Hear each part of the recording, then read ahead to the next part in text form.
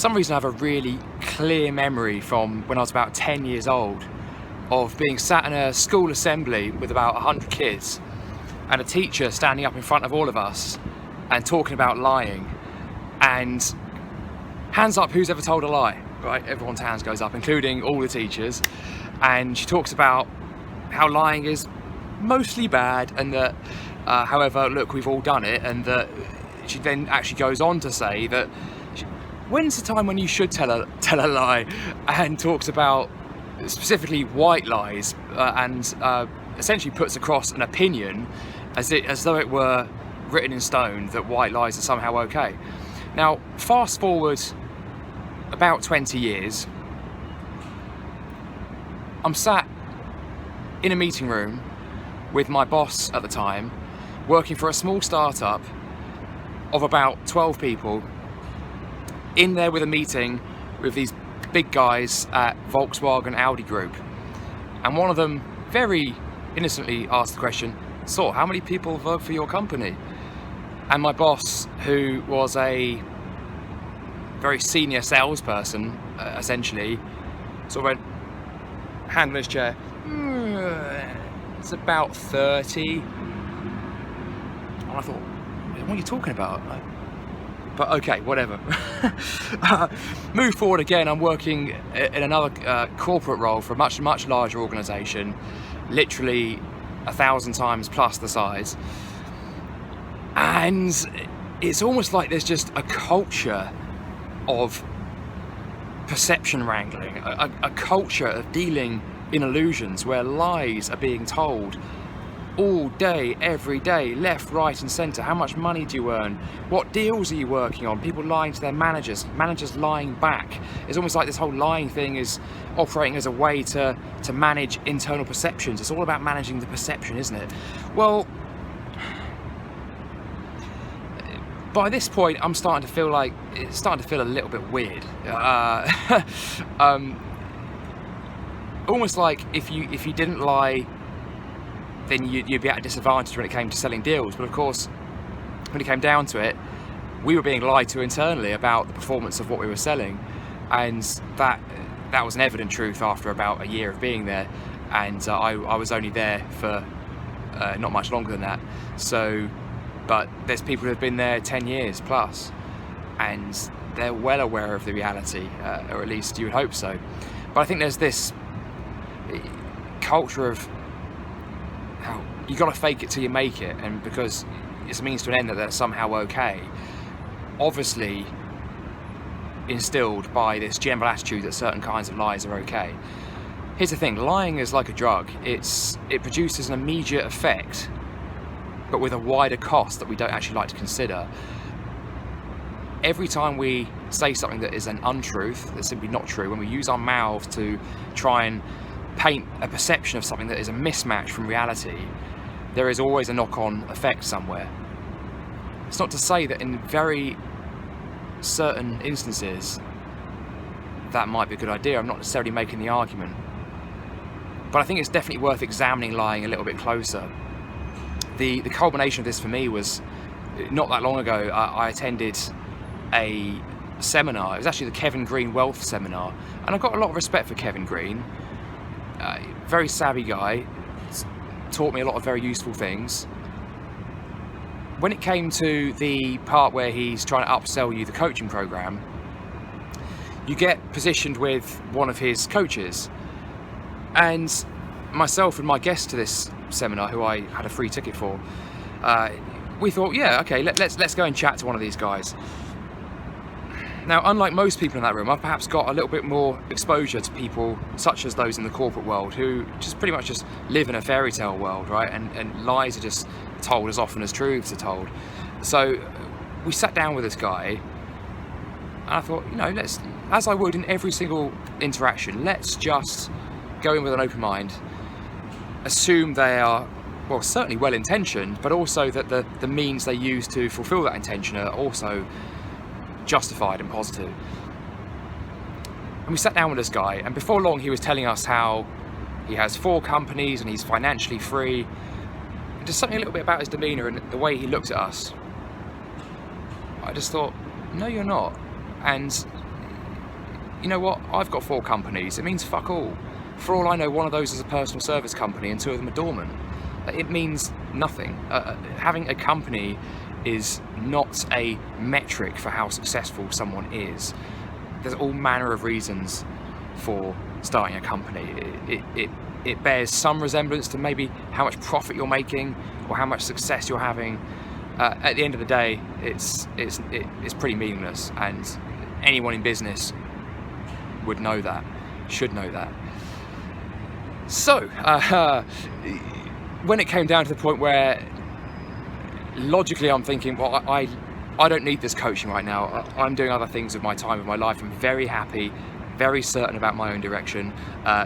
My partner Scott, who's from the mastermind group, shout out Scott.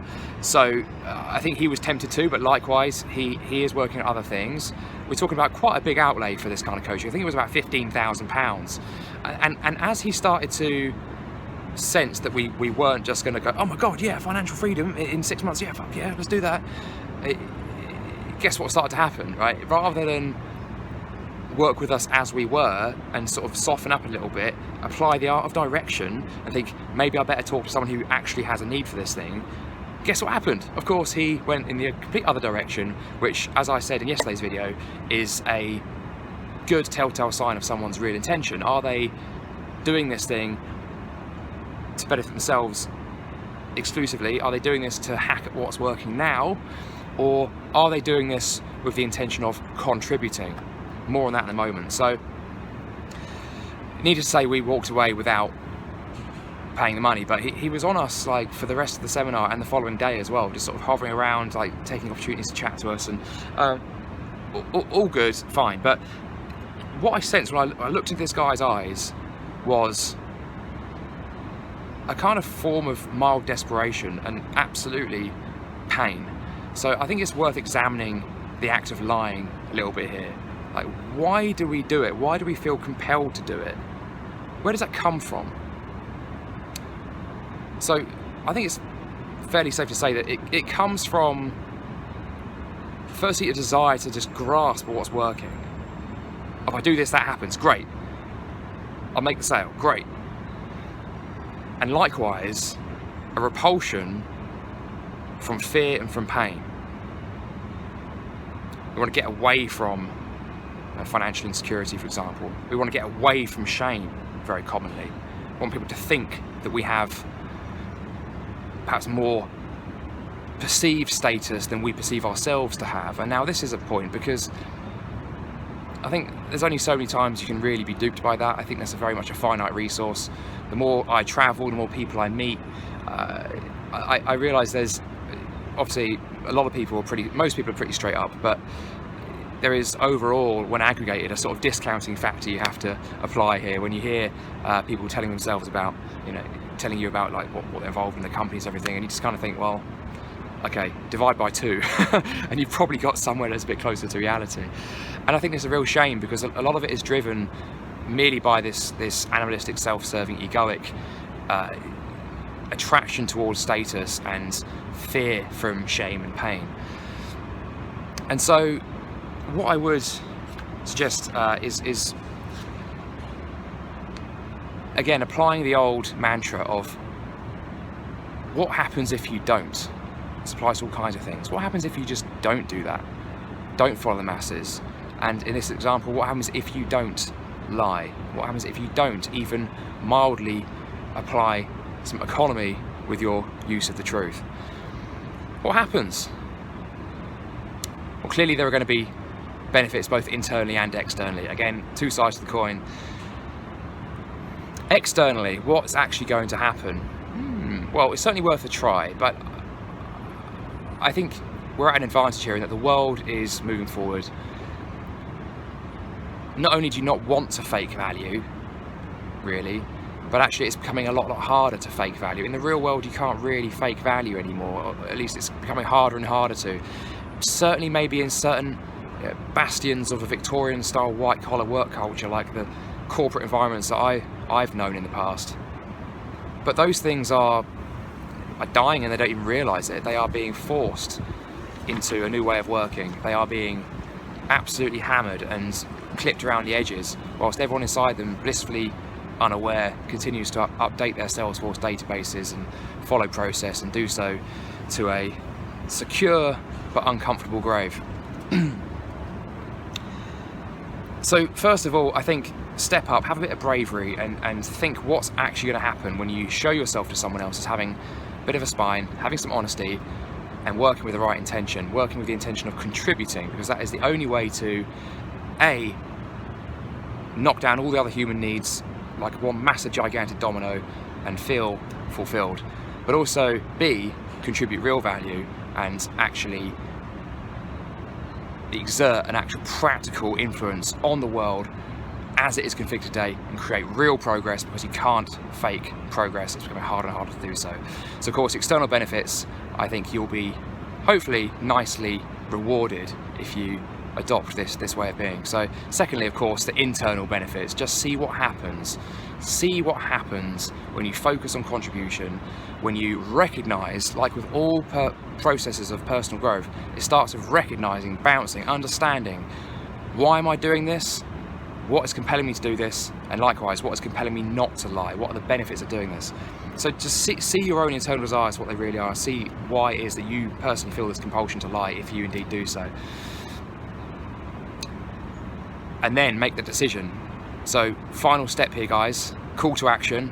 Why not just try this? Maybe as of the 1st of next month, whenever it is you're trying this, set a timed, scheduled interrupt to your normal patterns and decide, for this month, I'm gonna not lie. That's it. Not even a tiny weeny little white lie. No. And I will leave you guys with a bit of extracurricular reading. If you are interested in this topic, if you need more convincing as to the ethics of lying, read a book called Lying by Sam Harris. And in that book, he makes the point that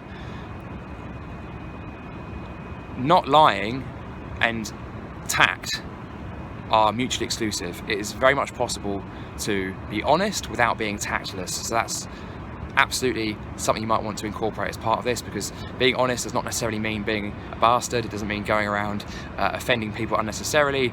It does, however, mean looking at the bigger picture, creating real progress, and that means helping yourself, helping your friends with real honesty presented in a useful, tactful way, and absolutely helping the wider world around you. This is what we need, guys. We don't need any more of this bullshit.